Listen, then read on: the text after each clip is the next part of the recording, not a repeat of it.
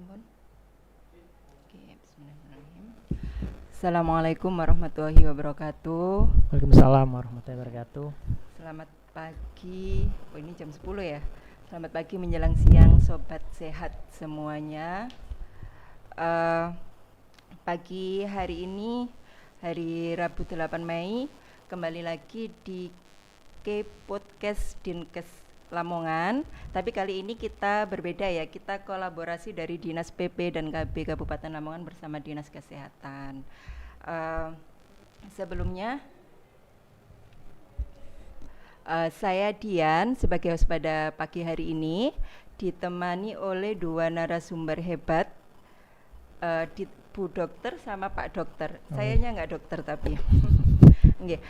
Di samping kanan saya ada Bu Dokter Hilda dari Kepala Bidang Ketahanan dan Kesejahteraan Keluarga Dinas PP dan KB Kabupaten Lamongan. Juga kalau di sebelah kiri saya ada Dokter Indra dari Kepala Bidang Kesehatan Masyarakat Dinas Kesehatan Kabupaten Lamongan. Assalamualaikum Bu Dokter. Assalamualaikum. Selamat pagi sobat sehat. Ya, assalamualaikum ke Dokter Indra. Ya, alhamdulillah. Gimana kabarnya? Ibu sehat. Sudah sarapan ya? Sudah tadi. Dua kali. Alhamdulillah. Ya, oke. Pada tema hari ini kita akan membahas tentang stunting dan juga kesehatan reproduksi. Karena ini stunting memang prioritas nasional ya. Kita tahu targetnya sampai di tahun 2024 ini diharapkan menjadi 14%. Dan alhamdulillah Kabupaten Lamongan sudah sekarang 9,4%. Ini capaian terbaik. Ya. Izin Bu Dokter sama Dokter Indra. Kemarin itu saya ditanyain teman-teman, maksudnya kok bisa ya Lamongan stuntingnya turun kayak gitu. Kira-kira apa nggak ini? Ada kiat-kiatnya terlebih dahulu mungkin? Iya, apa kiat-kiatnya? Luar biasa. Karena Pak Dokter Indra sudah 1 tahun lebih stunting. Saya kan baru. Monggo Dokter Indra, nanti saya backup. Jadi memang kemarin kita keluar hasil SKI ya, Survei Kesehatan Indonesia, dan alhamdulillah Kabupaten Lamongan ini mendapatkan nilainya nilainya di 9,4%. Jadi nomor 4 di Jawa Timur ya. Baik. Sebelumnya kita di 27%. Gini, jadi memang banyak sekali program-program kita yang dilakukan oleh Dinas Kesehatan, Dinas PPKP leadernya. Kita juga kerjasama ya, kita jadi satu semua. TPPS kita juga bergerak semua. Program-program inovasi kita, lalu TPPS, TPK yang dimotori oleh PPKP itu luar biasa kerjanya di desa. Mereka punya inovasi-inovasi untuk memberikan makanan tambahan, termasuk dari PKK juga. PKK itu kita punya program inovasi 110-100 itu dibuat oleh tim penggerak PKK, yaitu untuk memberikan makanan tambahan kepada balita-balita stunting. Jadi semua 2100 balita stunting ini kita beri makanan tambahan agar mereka selama 3 bulan agar mereka semua bisa naik tinggi badan dan berat badannya gitu, Mbak. Oke, ya, terima kasih. Mungkin bisa menambahkan terkait selamat saya sampaikan untuk semua lintas sektor yang terlibat dalam harus dipertahankan. Memang penurunannya cukup signifikan sebanyak 18,1. Saya kira ini salah satu capaian luar biasa, tapi juga PR-nya karena otomatis kalau kita turun memang meraih sesuatu itu cukup mudah. Tapi bagaimana mempertahankan dan bisa terus turun, itu yang menjadi PR besar kita ke depannya. Alhamdulillah kalau saya evaluasi dari beberapa bulan saya, ceritanya ini CLBK ya, saya kembali ke Dinkes. Reuni. Dokter Linda Reuni di sini. Insya Allah baru efektif mungkin 3-4 bulan saya diamanai tugas baru di PPKB. Saya evaluasi karena memang dulunya saya tidak berkecimpung dalam stunting karena saya bidang saya berbeda. Tapi setelah saya pindah ini saya bisa mengevaluasi dalam 4 bulan ini ternyata memang kita turun cukup signifikan. Salah satu faktor terpenting adalah kuatnya TPPS tingkat desa kita. Karena kita tahu yang bekerja dari awal 2 tahun ini adalah tim TPPS tingkat desa yang di dalamnya adalah tim TPK. Mereka bekerja luar biasa dalam melakukan pendampingan, dalam melakukan edukasi, membackup inovasi-inovasi dari seluruh OPD. Itu turunnya semua ke TPPS desa. Iya. Karena kita tahu bahwa inovasi-inovasi itu turunnya juga ke TPK, TPK nanti yang mengawal sampai melakukan pendampingan. Selain kuatnya di TPPS tingkat desa kita, alhamdulillah semua OPD yang terkait di dalam penanganan stunting itu semua berlomba-lomba mempunyai inovasi. Iya. Jadi setiap OPD rata-rata punya inovasi, terutama dinas kesehatan.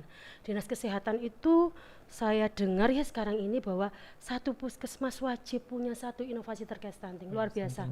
Terima kasih atas dukungannya karena memang secara administratif kami ini menjadi sekretaris ya, leadernya terkait administratif. Tapi karena kita tahu stunting itu penanganannya banyak terkait dengan intervensi gizi. Jadi yang memang peran yang sangat besar itu juga diemban oleh dinas kesehatan. Dan terima kasih bahwa dinas kesehatan terus berbenah, terus memberikan dorongan ke instansi di bawahnya itu puskesmas, karena puskesmas yang paling terdekat dengan TPPS kita di kecamatan maupun desa untuk bisa menggali inovasi. Hampir mewajibkan Pak Dokter mewajibkan satu inovasi terkait stunting. Jadi saya kira luar biasa dukungannya terhadap dinas kesehatan, dan dengan itu dengan mungkin kita di dinas PPKB menguati TPPS desanya sampai kecamatan, dinas kesehatan backup intervensi gizi melalui berbagai inovasi, saya yakin insya Allah di tahun depan kita bisa mempertahankan. Amin. Semoga berarti semakin turun semakin turun. Berarti kita semangatnya adalah mempertahankan dan menurunkan, semakin turun ya. Mencegah turun ya. Adanya stunting baru lagi seperti itu. Sebelumnya karena ini dari Dinas PP dan KB ya Dokter Indra, kita identiknya memang dari BKKBN. Kita punya salam-salam nih Bu Hilda. Mungkin Bu Hilda belum familiar sama salam-salam kami karena baru di salam kami. Germas dulu. Oh iya, nanti salam Germas sama Dokter Indra. Kalau salam KB Dokter Hilda gimana? Sudah? Belum hafal Ibu. Belum hafal. Karena ini kalau kami biasanya ada salam KB itu jawabnya Dashat 2 anak lebih sehat. Gitu, 2 anak Dokter Hilda ya. Saya 4 soalnya. Saya 2. Saya ideal berarti ya Pak Indra yang ideal. Kemudian kalau salam BKKBN itu jawabnya hidup berencana itu keren kayak gitu, tangannya sambil kayak gini. Jadi ada nadanya ya Bu? Ada lagunya. Siap. Itu keren. Itu. Nanti aja di akhir nggak apa-apa ya. Nanti saya hafal dulu nggih. Dihafalkan dulu. Langsung saja kita ke materi, karena materinya kita hari ini ada stunting sama kesehatan reproduksi. Mungkin Dokter Hilda sebelumnya bisa memberikan kita kayak pengetahuan baru, apa sih stunting itu, biar yang mendengarkan ini buat kita para ibu-ibu ini juga tahu dan aware gitu, biar cara pencegahannya seperti apa, penyebabnya itu apa, dan pengertian dari stunting sendiri itu seperti bagaimana. Gitu. Siap. Terima kasih Ibu. Jadi saya bacakan sebentar. Menurut Perpres 72 tahun 2021, stunting adalah gangguan pertumbuhan dan perkembangan anak akibat kekurangan gizi kronis dan infeksi berulang yang ditandai dengan panjang atau tinggi badannya di bawah standar yang ditetapkan oleh menteri yang menyelarkan urusan pemerintahan di bidang kesehatan. Jadi intinya bahwa stunting itu adalah gagal tumbuh, karena anak tersebut itu yang paling banyak adalah mengalami kekurangan gizi kronis yang lama. Jadi tidak kekurangan gizi hanya 1-2 hari atau 1-2 bulan, tapi dalam jangka waktu yang cukup panjang, bisa 1 tahun, bisa 2 tahun, dalam masa 1000 hari APK. Itu yang saya maknai. Dan biasanya anak-anak yang mempunyai komorbid atau infeksi yang berulang, punya penyakit bawaan seperti penyakit jantung, penyakit TBC, karena itu yang memang bisa mempengaruhi tumbuh kembang anak. Jadi akhirnya anak menjadi tidak optimal dalam perkembangannya. Mungkin itu garis besarnya Ibu terkait dengan stunting. Jadi memang kekurangan gizinya itu dalam jangka waktu yang lama ya tidak bisa singkat. Yang kita kenal biasanya ada 1000 HPK itu. Betul, 1000 HPK. Kira-kira Dokter Indra, kalau dari ini kan kekurangan gizinya kronis lama. Kalau misalnya kita tahu ada 1000 HPK seperti itulah. Apakah itu juga dipengaruhi dari permasalahan kesehatan produksi Nah, sebenarnya. iya betul. Atau Jadi memang ini penting sekali ya. Jadi sebelum kita melahirkan anak-anak yang generasi yang berkualitas, ini kesehatan reproduksi ini harus dipahami sama teman adik-adik kita yang remaja. Jadi ini adalah apa namanya? Ini adik-adik ini harus menyiapkan dia reproduksi, alat reproduksi kita, terus pengetahuan kita tentang reproduksi ya, bagaimana nanti akan melahirkan anak-anak yang cerdas, berkualitas dan tidak stunting ya. Kebanyakan apa namanya, kesehatan reproduksi ini anak-anak kurang memahami, jadi banyak mereka yang sampai pernikahan dini. Nah, itu masalah-masalah di sekitar kita itu kebanyakan masalah pernikahan dini. Lalu ketika sudah pernikahan dini, organ reproduksi kita belum matang ya, jadi masih umur 15 sudah nikah, 17 sudah nikah, itu belum matang, jadi nanti melahirkan anak-anak yang juga belum matang juga, belum optimal pertumbuhannya gitu. Dan kebanyakan kalau udah pernikahan dini atau nikah duluan, hamil duluan, nah itu kebanyakan nanti juga dipaksa nggak boleh dipaksa untuk abortus, aborsi gitu. Jadi itu yang jadi dampak-dampaknya secara psikologis juga nanti akan menyebabkan generasi.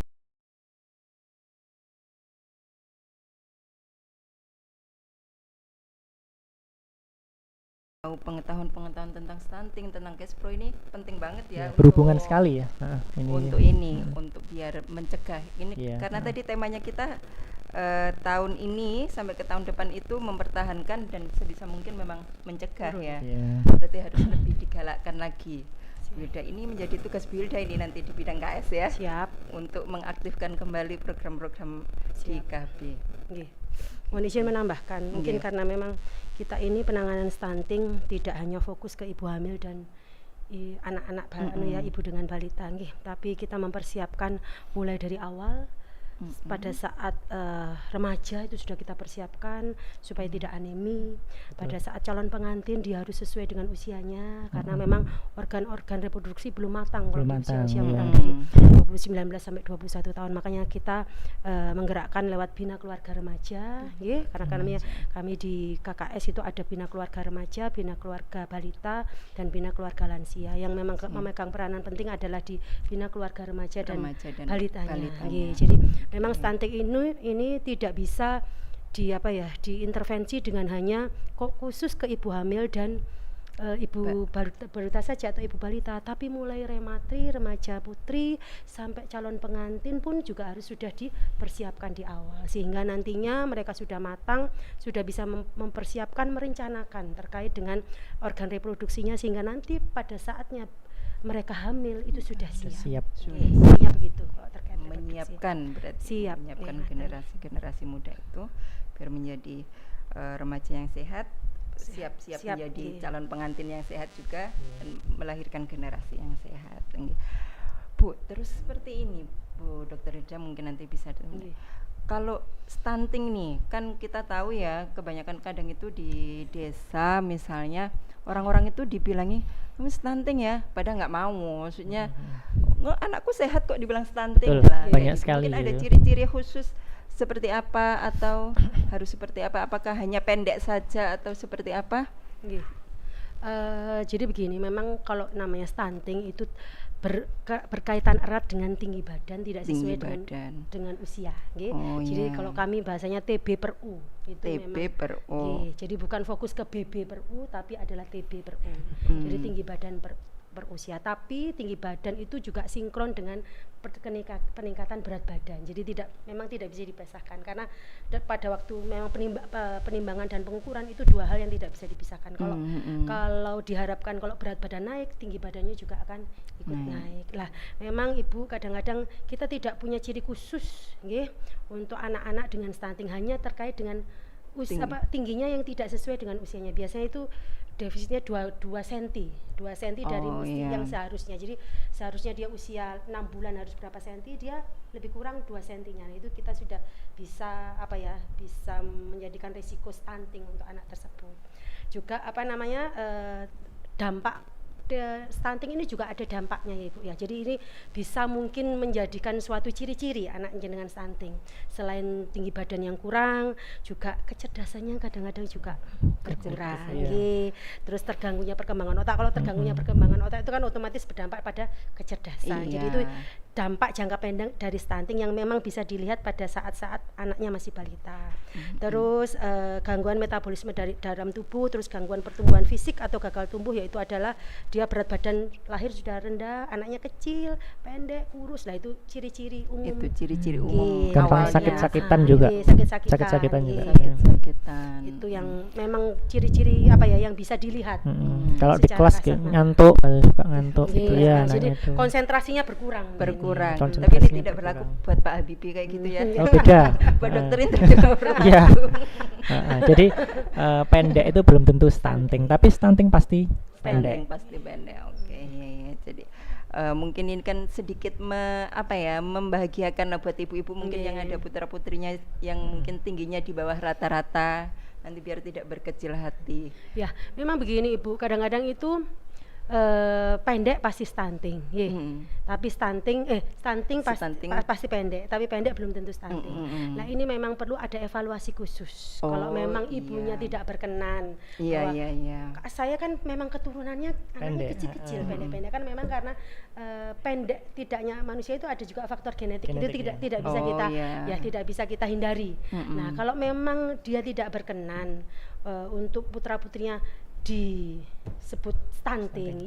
Monggo bisa berkoordinasi, berkonsultasi dengan kami, ahli gizi kami, dokter kami di puskesmas, sehingga bisa dievaluasi apakah termasuk pendek biasa atau pendek stunting. Nanti akan dievaluasi karena itu membutuhkan evaluasi khusus dari yang expertnya, jadi ahlinya. Jadi harus memang dikonsultasikan dengan yang tenaga ahli profesional ya. Ini berarti menjadi tugas dari TPK juga. Tadi sudah disampaikan sama Bu Hilda, kerja keras dari TPPS, TPK. Lah ini TPK juga seperti itu. Kalau ada kasus-kasus di desa bisa dikasih rujukan untuk ke puskesmas. Kembali lagi ke Kespro ini Dokter Indra. Kira-kira apa ya maksudnya langkah-langkah yang bisa dilakukan oleh kita remaja mungkin atau ibu-ibu atau semuanya untuk menjaga kesehatan reproduksi ini? Ya, jadi langkah-langkahnya itu yang terpenting bagaimana menjaga organ reproduksi kita sehat. Nah itu yang pertama, adik-adik kita yang remaja biasanya yang mulai masa menstruasi ya, biasanya itu juga kita harus tetap menjaga kebersihan organ reproduksi kita. Jadi kalau memang misalnya sering berkeringat harus sering ganti pakaian dalam. Terus yang kedua harus sering dibersihkan ya, jangan sampai alat reproduksi kita lembab ya. Jadi terus untuk kalau membersihkan, kalau untuk yang perempuan harus dari depan ke belakang, jangan dari belakang ke depan itu. Terus untuk agar reproduksi kita tetap sehat, kita harus tetap olahraga. Nah, yang terpenting itu juga. Terus yang terakhir kita juga harus tetap makan makanan yang bergizi ya, karena juga semua organ tubuh kita memerlukan asupan gizi yang seimbang gitu. Menambahkan mungkin ini terkait dengan sanitasi berarti karena memang kenapa sih kok meskipun terkait stunting, organ reproduksi, kesehatan itu berkaitan erat dengan sanitasi dan lingkungan. Kita mungkin tadi belum membahas karena memang kalau sanitasi kita buruk, otomatis penyakit itu banyak datang. Gitu ya Dok ya. Terkait dengan apalagi saya yang rumahnya daerah Bengawan Jero ini. Tapi kan saya percaya bahwa dengan sanitasinya memang kita alhamdulillah sudah ODF ya. Tapi bagaimana kadang-kadang perilaku hidup sehat itu yang harus kita tekankan, bahwa sanitasi lingkungan itu penting untuk menjaga anak-anak kita tetap sehat, untuk menjaga remaja-remaja kita tetap sehat, untuk organ reproduksi. Otomatis sanitasi juga berpengaruh erat.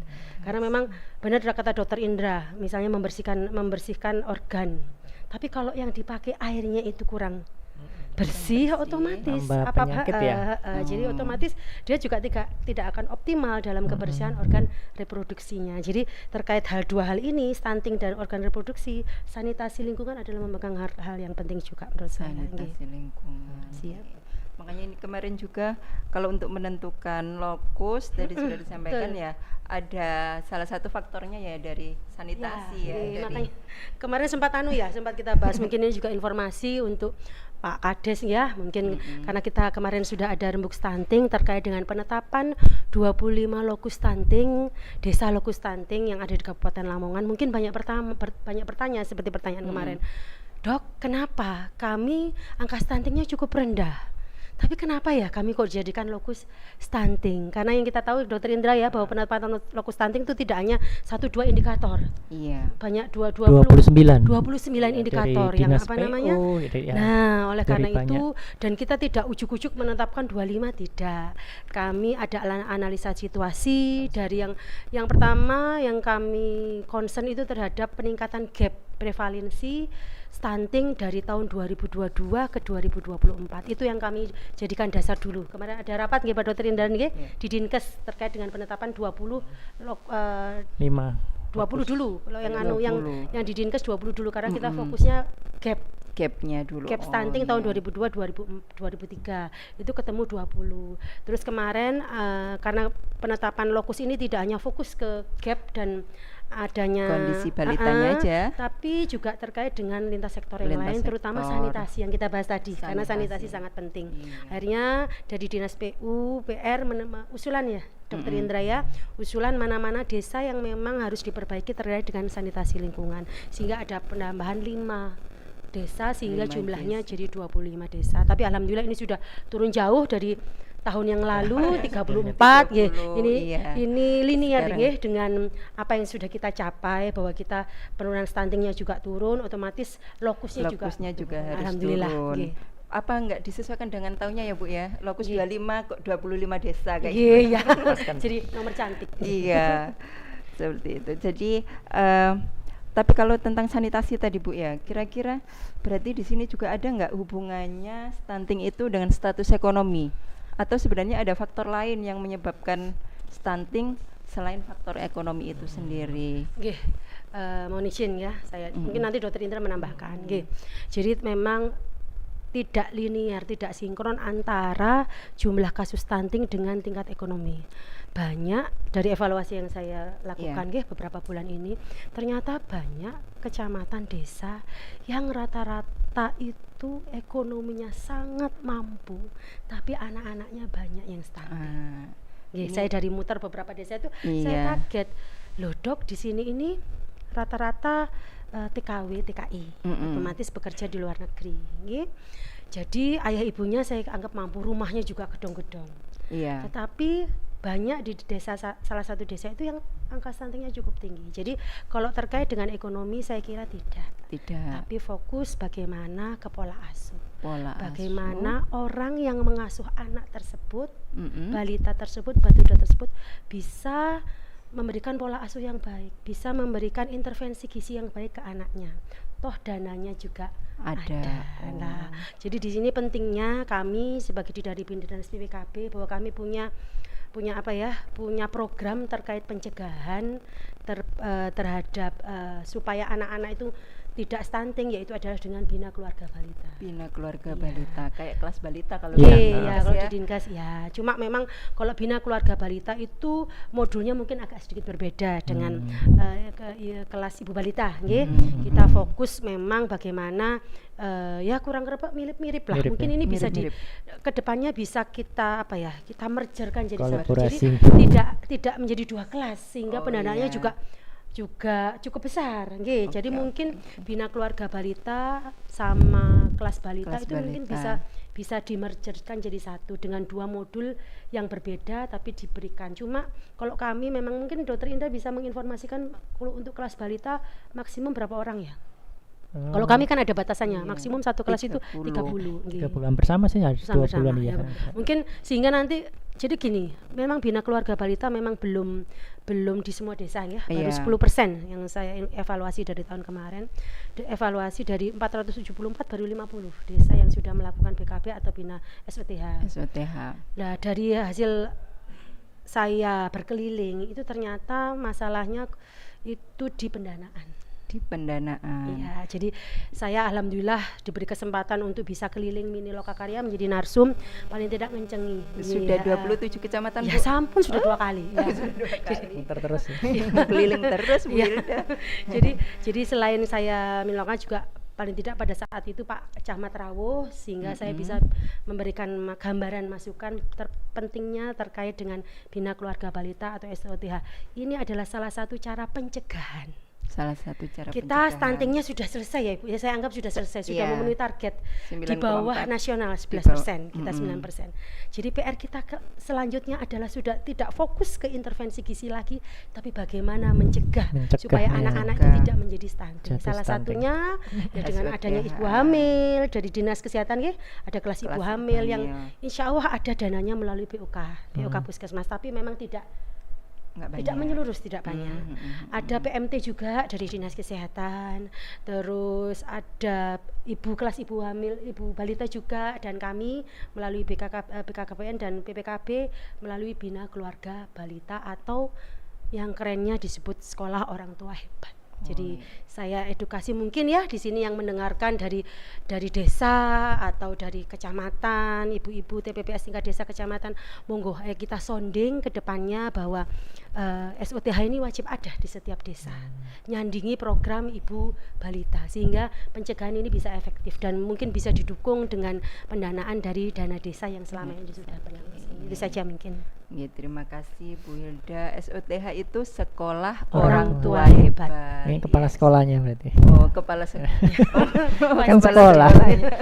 Iya, kepala sekolahnya Hilda. Ini tadi saya soalnya kan tertarik di sini nih, ternyata bukan hanya ekonomi tapi ada pengasuhan. Seperti itu. Atau kemarin saya dengar waktu Dokter Indra menjelaskan di rembuk stunting itu ada pola makan gitu, Dok. Gitu Iya, ya, Dok ya. betul. Itu bagaimana, Dok? Kira-kira. Yang terpenting kalau untuk mengejar tinggi badan ini, yang terpenting kalau dari ahli gizi itu harus protein hewani. Itu Protein harus hewani. diperbanyak protein hewaninya. Iya. Terus yang kedua harus ada omega 3-nya. Omega 3 itu bisa kita dapatkan di Telur. kepalanya ikan. Kalau di sini nggak usah Kepalanya cari nggak usah cari-cari ikan tuna atau ikan yang mahal-mahal. Kepalanya ikan bandeng atau di ikan gabus itu banyak omega 3-nya. Kalau menurut dari Dinas Perikanan yang pernah ke sini dulu gitu. Terus yang kedua yang terpenting anak-anak ini kalau bisa dibuat lapar dulu. Jadi kalau Aktivitas fisik dulu diperbanyak. Sebelum jadi makan. sebelum makan. Jadi kalau katanya Gus Baha kan makanan terenak di dunia itu saat orang lapar. Betul. Oh, iya. Jadi kalau anak lapar makan apa aja dimakan. Itu yang terkait Harus dengan lapar. pola makan. Iya. Oh iya, saya pesan ya untuk ibu-ibu kalau anak-anak itu jangan diajak begadang ya jam 1 karena sintesa pengeluaran growth hormon pertumbuhan itu di jam 11 malam. Oh, Ya. gitu. Nah, itu adik-adik jangan diajak untuk begadang atau main-main jam situ. Itu ketika anak-anak deep sleep, anak-anak tidur dalam Nyenyak. itu muncul untuk hormon pertumbuhannya itu Oke. muncul di jam 11 sampai jam 1. Ini pelajaran ini buat saya juga ini Ibu Iya. balita ya. Mungkin menambahkan Dokter Indra, kita harus menyiasati ya bagaimana anak-anak ini bisa merasakan lapar sehingga pada Nggih. saat dan kan tidak saya mungkin bisa memberi usulan ya, mungkin anak-anak kita ini perlu aktivitas yang cukup Iya. karena selama ini cara Gadget didik ini. cara didik kita itu luar biasa, terutama ibu-ibu sekarang. Yang penting Iya. anaknya diem pakai Ya. gadget, akhirnya dia hanya duduk di depan TV. gadget atau di depan televisi sehingga aktivitas fisiknya berkurang. Lah kalau kita membiarkan anak-anak kita bermain lepas, otomatis energi yang keluar kan juga cukup banyak sehingga nanti dia datang-datang lapar. Kayak kita olahraga habis berenang ya. Habis berenang itu biasanya kan energinya cukup banyak dikeluarkan. Akhirnya akan timbul rasa lapar.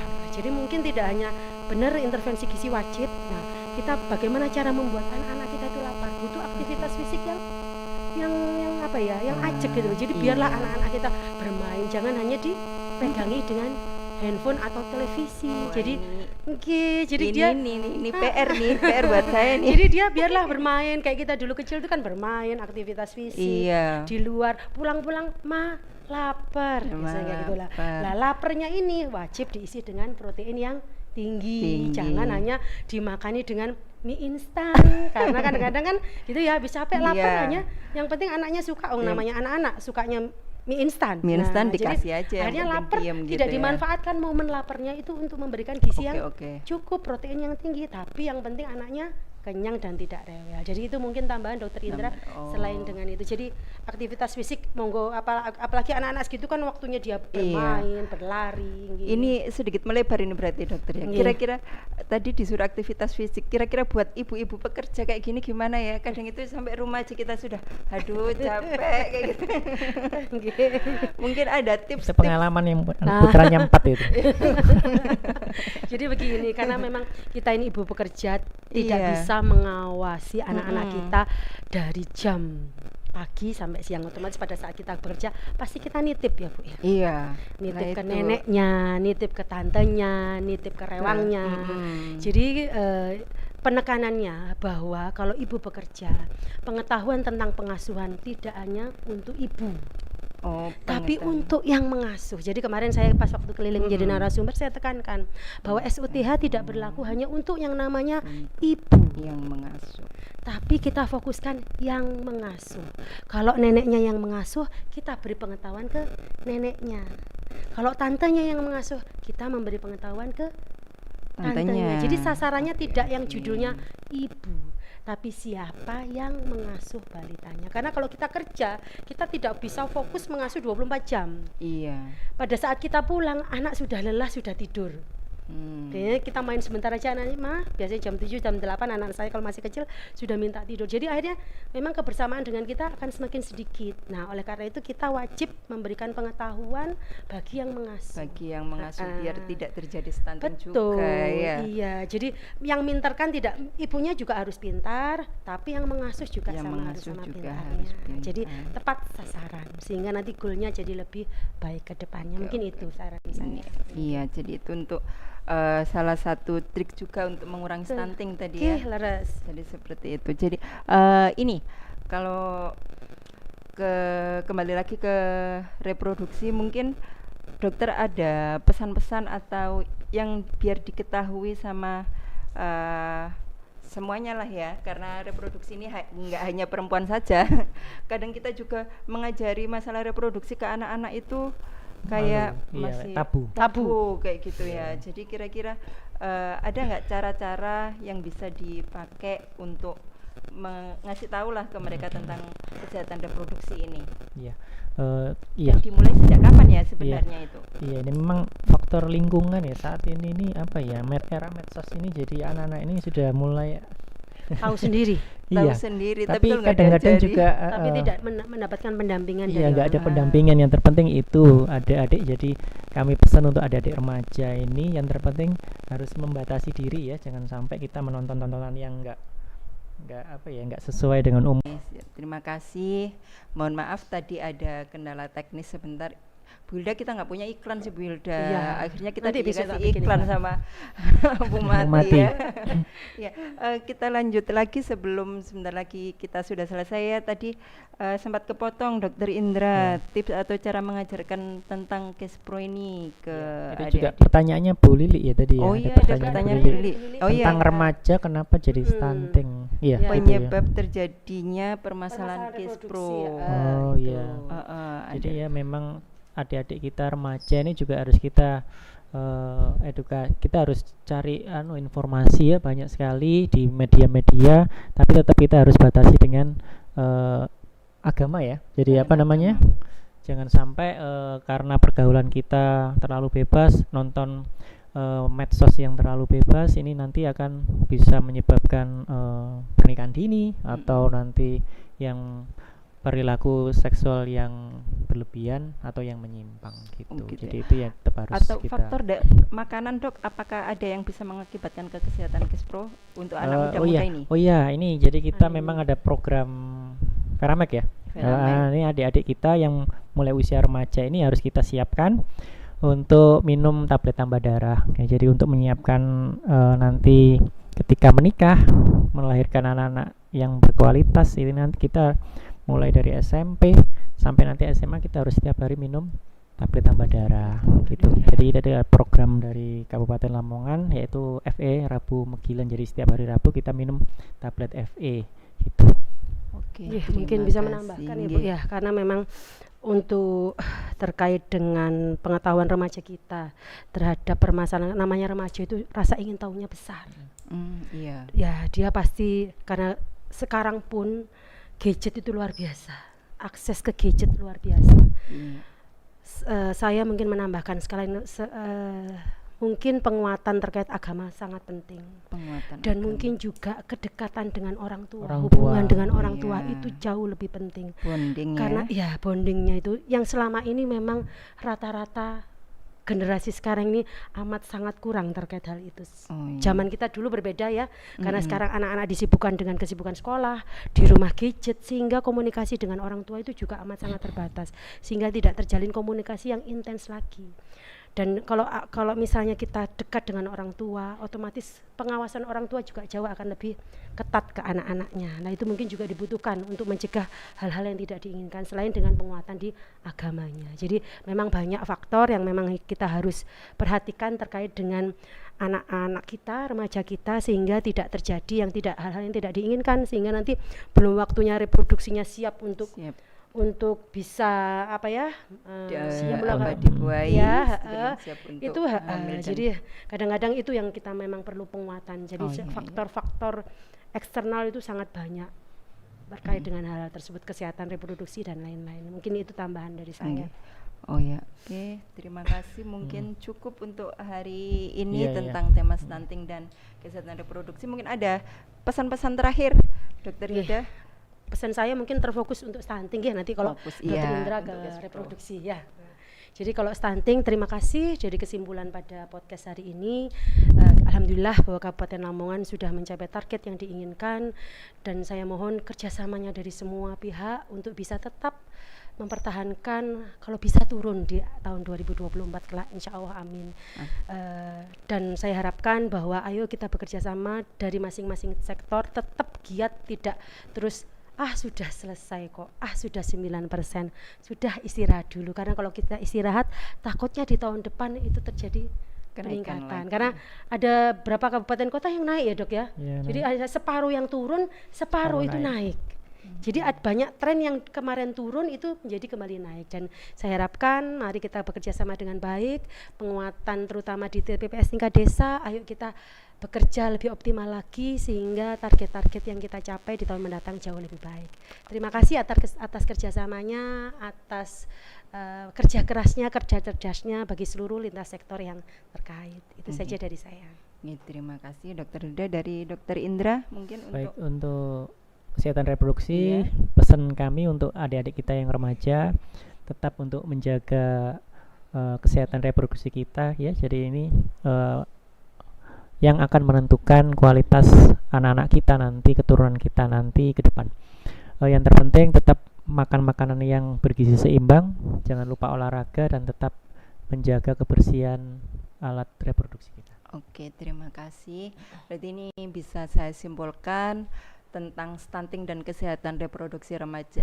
Bukan hanya remaja ya, tapi tentang kesehatan reproduksi ini adalah kita di OPD atau di semua lintas sektor yang ada di Kabupaten Lamongan ini, tahun ini kita berupaya untuk mempertahankan angka 9,4% itu dengan beberapa tips tadi ya, atau beberapa kegiatan-kegiatan program dari Dr. Hilda di Dinas PP dan KB. Ada Sekolah Orang Tua Hebat, kemudian di Dinas Kesehatan Bina Keluarga Remaja juga, kemudian ada dari Dinas Kesehatan ada Veramek, ada pengetahuan dan penyuluhan di kelas-kelas balita, kelas ibu hamil dan sebagainya. Terima kasih atas ini informasinya, atas ilmunya dari Dr. Hilda, Dr. Indra. Saya akhiri, saya mohon maaf yang sebesar-besarnya kalau ada kata-kata yang salah. Oh ya, lupa tadi salamnya Dok. Sudah iya, hafal salam. atau belum ya? Belum. Sudah bisa. Dari Dr. Hilda dulu. Ini atau yang KB atau BKKBN dulu? Saya KB aja. KB aja, oke. Berarti nanti dari Dr. Indra salam germas. Germas, Ya, salam. oke.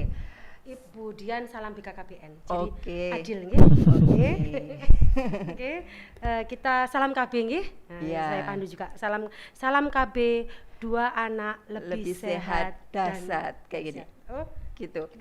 Gimana, Bu? Jenengan yang bilang salam KB Oh, gitu nanti ya, yang ini. Ibu Oke. yang nyanyi ya. Salam KB, Dua anak lebih sehat dasar. Gitu. Ulang lagi Bu, Diulang lagi, Iya, oh. kurang mantap. Ya. Salam KB, Dua anak lebih sehat dasar. Oke. Oke. Kalau dari Dokter Indra salam Kalau germas. salam germas, sehat, bugar, produktif, Produktif, ceria, ceria, megila. Oh, saya gitu. hafalnya yang Diulang. germas nih. Diulang nggak? Saya juga belum bisa ini. Oke, salam germas, sehat, Sehat, bugar, produktif, ceria, megila. Megilan. Oh, iya iya. Kalau ini yang terakhir ya, kalau kami dari KB ada salam BKKBN. Jawabannya adalah hidup berencana itu keren. Oke, terima kasih. Saya akhiri. Assalamualaikum warahmatullahi wabarakatuh. Waalaikumsalam warahmatullahi wabarakatuh.